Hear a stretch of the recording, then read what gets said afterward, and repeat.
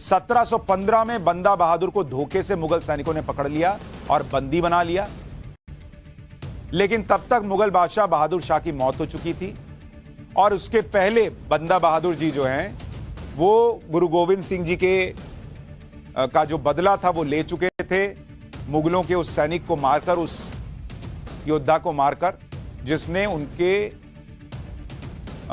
बच्चों का कत्ल किया। बहादुर शाह की मौत हुई, उसके बाद उनका बेटा फर्रुखसियर गद्दी पर बैठ गया और उसने ही धोखे से बाबा बंदा बहादुर को कैद किया। कैद के दौरान बंदा बहादुर और उनके साथियों से कहा गया कि इस्लाम कबूल करो, नहीं तो सिर कलम कर दिया जाए। बंदा बहादुर और उनके सैनिकों ने मना कर दिया। इसके बाद 7 दिनों तक लगातार मुगल कोतवाल सरबराह खान सिख सैनिकों को मारता रहा, लेकिन बंदा बहादुर अपने फैसले से पीछे नहीं हटे। यह मैंने आपको कल बताया। अब आगे सुनिए कि जब बंदा बहादुर और उनके सैनिकों ने मना कर दिया इस्लाम कबूल करने से, तो क्या क्या हुआ। मुगलों के अत्याचार की इंतहा थी। आप सुनेंगे तो आंखों में आंसू आ सकते हैं। आप सुनेंगे तो यकीन नहीं होगा कि बाबा बंदा बहादुर ने, जिन्होंने सिखों का नेतृत्व किया, उन्होंने क्या क्या सहा।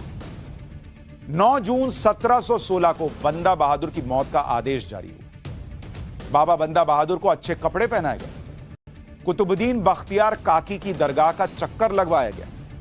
उसके बाद कोतवाल सरबराह खान ने बंदा बहादुर से सवाल किया, यह आखिरी बार पूछ रहा हूं, इस्लाम कबूल करते हो या मरने के लिए तैयार हो जाओ। बंदा बहादुर ने फिर से इस्लाम कबूल करने से मना कर दिया, यह जानते हुए कि वो मारे जाएंगे, लेकिन कहा नहीं कबूल करूंगा। बंदा बहादुर किसी भी तरह से मुगलों के सामने झुकने को तैयार नहीं। इस पर कोतवाल ने बंदा बहादुर के 4 साल के बेटे अजय सिंह को बुलाया। 4 साल का बच्चा अजय सिंह जी को बुलाया गया। आप सुनिए अब आगे क्या हुआ। कोतवाल ने अजय सिंह की गर्दन पर तलवार रख दिया और बाबा बंदा बहादुर से पूछा कि क्या अब भी इस्लाम नहीं मानोगे। इस पर भी बाबा बंदा बहादुर ने मना कर दिया। वो डरा रहा कि बेटे की गर्दन काट दूंगा। उन्होंने कहा नहीं मानूंगा, नहीं कबूलूंगा इस्लाम। और उसके बाद उन्होंने अपने बेटे से पूछा कि डर तो नहीं लग रहा है, जिसका पिता इतना बहादुर, बेटा डरेगा। बेटा भी पिता की तरह बहादुर, उन्होंने भी कह दिया कोई डर नहीं लग रहा। इसके बाद बंदा बहादुर के बेटे अजय सिंह को काट दिया गया। इस पर भी बाबा बंदा बहादुर ने इस्लाम नहीं कबूल किया। इसके बाद मुगल कोतवाल सरबराह खान के बारे में कहा जाता है कि उसने बाबा बंदा बहादुर को टॉर्चर करना शुरू किया। इसके प्रतीक की तस्वीरें जो हैं वो अभी भी आपको मिल जाएंगी कई जगहों पर। कहा जाता है खंजर से बाबा बंदा बहादुर की दोनों आंखें फोड़ दी गई। गर्म सलाखों से उनके शरीर को जलाया गया। यहां तक कि बाबा बंदा बहादुर के शरीर से मांस नोच लिया इन लोगों ने। इतनी यातनाओं के बाद भी बाबा बंदा बहादुर ने इस्लाम नहीं कबूल किया। आखिर में बाबा बंदा बहादुर का सिर काट दिया गया और उनके शरीर के टुकड़े टुकड़े कर दिए गए।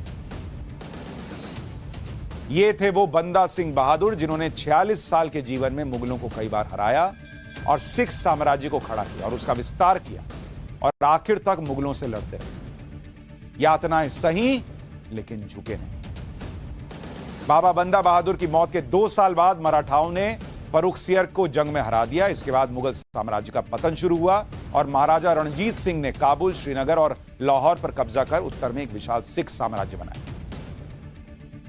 ये सारी बातें आपको बताई नहीं, आपको जानकारी में मुगलों का महिमा मंडन करना सिखाया गया। बाबर के भारत आगमन से लेकर अकबर महान तक और शाहजहां के सौंदर्य प्रेम के किस्सों से लेकर औरंगजेब के इस्लाम के प्रचार प्रसार से जुड़ी घटनाएं बताई।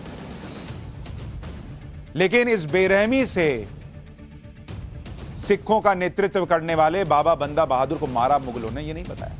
4 साल के बेटे को मार दिया, यह नहीं बताया। कई जगहों पर तो कहा जाता है कि बेटे को मारकर उनका लिवर जो है वो बाबा बंदा बहादुर के मुंह में डाला गया, यह भी नहीं बताया। देश के बहुत बड़े वर्ग इन योद्धाओं के बारे में जानता ही नहीं, ये बड़ा वर्ग। लेकिन हम आपको ऐसे शूरवीरों से जुड़ा इतिहास लगातार बता रहे हैं और बताते रहेंगे।